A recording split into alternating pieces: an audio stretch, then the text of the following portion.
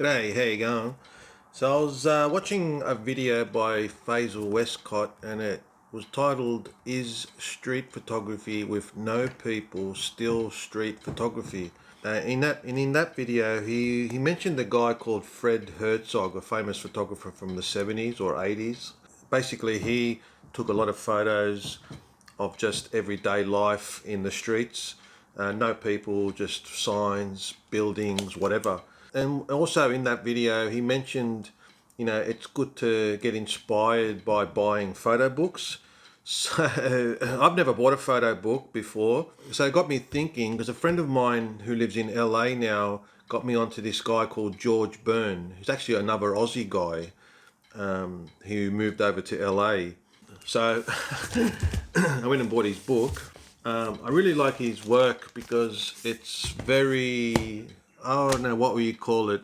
It kind of reminded me of street photography, but with no people in it, which is kind of the topic which is, Jay, what are you doing? You got an itchy bum. So I really like George Byrne's photography. It kind of got me thinking, well, why not take just photos of everyday mundane things and try and do something with them, if you know what I mean.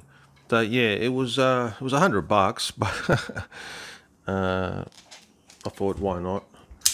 I'll splurge a little bit. I've never bought a photo book before. I'll keep that sticker. You never know, one day it might be worth something. What is that? It's like a cotton type, beautiful design, and beautifully made.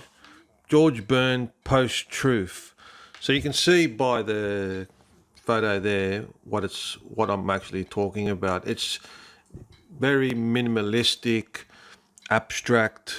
I don't know. There's a few words you could chuck at it. The word that I'm going to chuck at it is I like it. No matter what genre or whatever the hell you want to call it. Oh, that's a photo. Just the way he thought about things, really. He just took crappy walls and geometry and stuff around the city, and photographed it in a way, like with shadows and stuff, and just made it really, really like almost like a painting. I mean, here's a classic example. This one I don't think is photoshopped, because a lot of the work he does is photoshopped. A lot of the later work that he did was photoshopped, but photoshopped in the sense that it's the same scene. He's just rearranged it, I think. But here, for instance, I mean, someone would go, "Well, that's just a bloody photo of a fire hydrant." But to me, just the way that he's thought it out. I mean, this is one of his most classic ones. I think this is one he did with an NFT. And the NFT is unreal. It's got a little guy walking across. I was thinking of buying it, but it's like $5,000. There you go. Just a simple, that doesn't look Photoshopped, that one. That's just a straight up photo.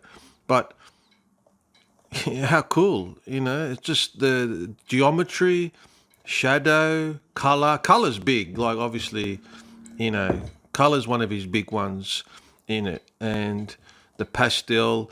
A lot of people say, "Oh, it looks like LA from the 80s." Oh wow, he signed it, first edition. Haha, 716. Oh right, I didn't know that. Unreal.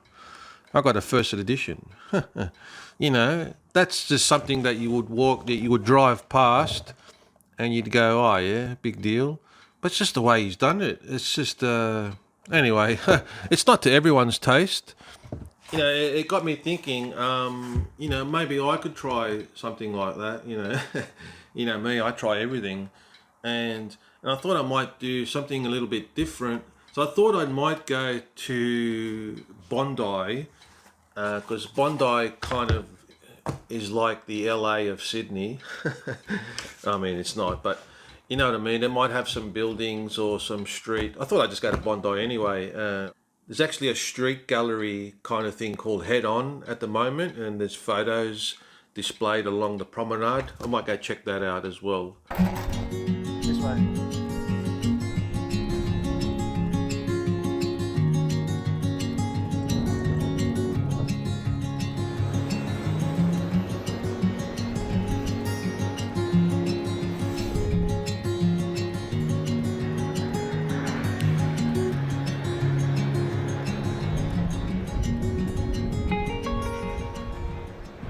Now there's some sort of photo exhibition called Head On, and I thought, oh, Jerry's never been to Bondi before, so let's check it out. It's down this way, and we'll go for a walk and check out all the photos.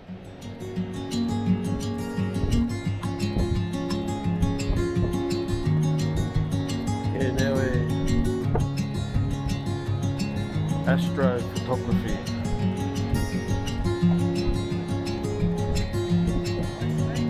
Nature photography,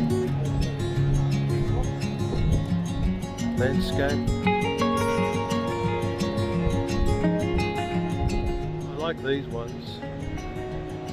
Quarantine in Queens. I like the comedy in photos.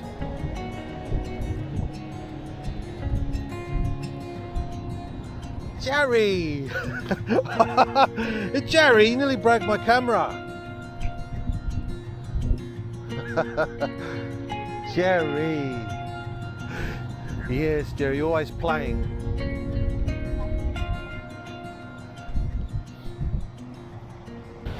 Okay, so this is the kind of stuff that I've been getting into lately, and this is kind of street minimalism type. I like this. Hey Jerry, do you like this? Yeah, I really like this kind of minimalism type, mundane, kind of crappy photos, if you call it. Good girl, Jerry. Here's the Bondi icebergs. Quite famous, this one. Jerry, not loud.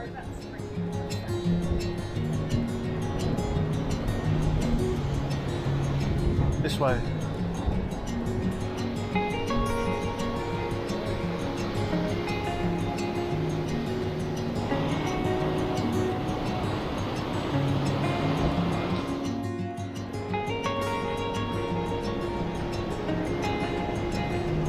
Here's a shot. I like this shot here. See if I can frame this somehow. Now I'm trying to do that kind of photography. A lot of it is superimposed Photoshop stuff, you know, or if you want to do it in a traditional way, you just got to be patient, wait for shadows, wait for the light to hit the right spot, things like that. It's kind of like street photography, but it's more building, or I don't know. Anyway, I like it. I like this building here. Let's see if I can do something here.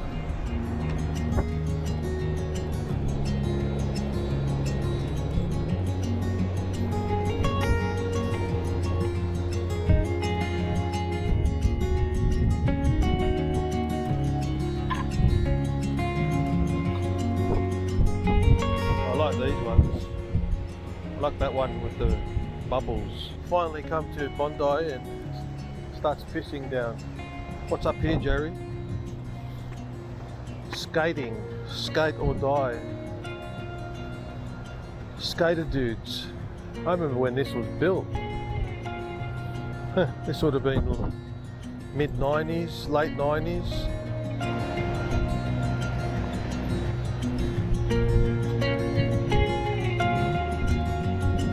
Come on, Jerry, we're getting soaked. Camper van. That's a beauty. You can go on adventures with Jerry around Australia in a camper van. Jerry, you want a coffee? Let's get a coffee, Jerry.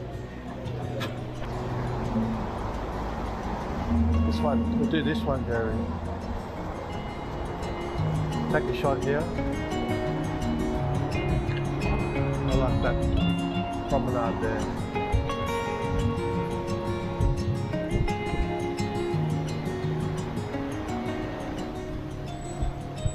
Jerry, not loud in there.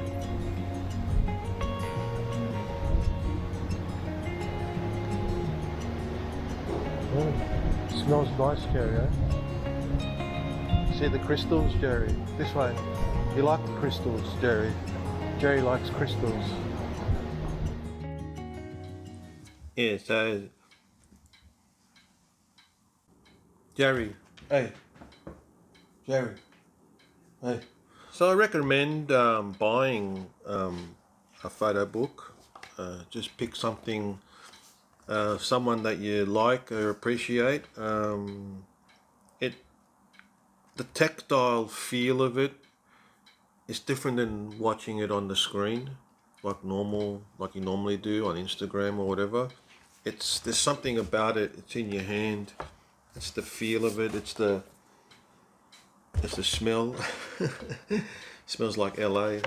Obviously, you can have it as a coffee book and show off to your mates. You know, and show off that you're or hootie. But it's appreciating photos when they're printed out.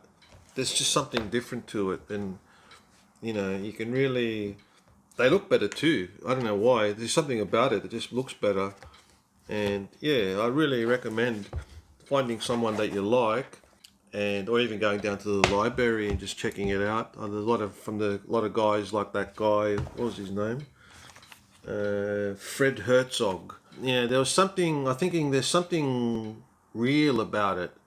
It's like everyday stuff that you just walk on by. It kind of also reminded me of.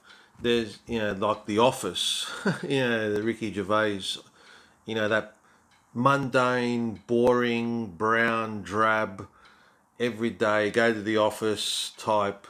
Because there's another thing I was thinking of also was to go to the industrial park where I used to work, for the last 20 years. Just that everyday office, type of environment, and just try and look for things that are boring, really. They're not spectacular views of mountains or anything. It's just the everyday. There's I don't know what genre you call that or whatever.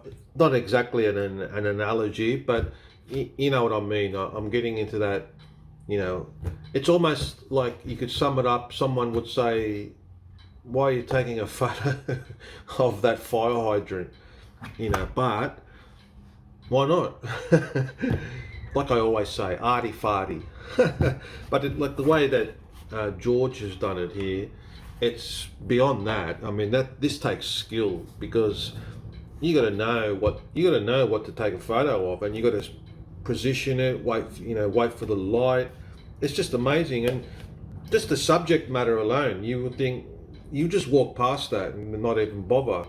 But the way he's done it, yeah, it's. I want to try and practice that in the sense, but I want to do it like different. Obviously, I don't want to copy exactly that, but I want to do it in the spirit of that. And I thought I might do it around the industrial parks,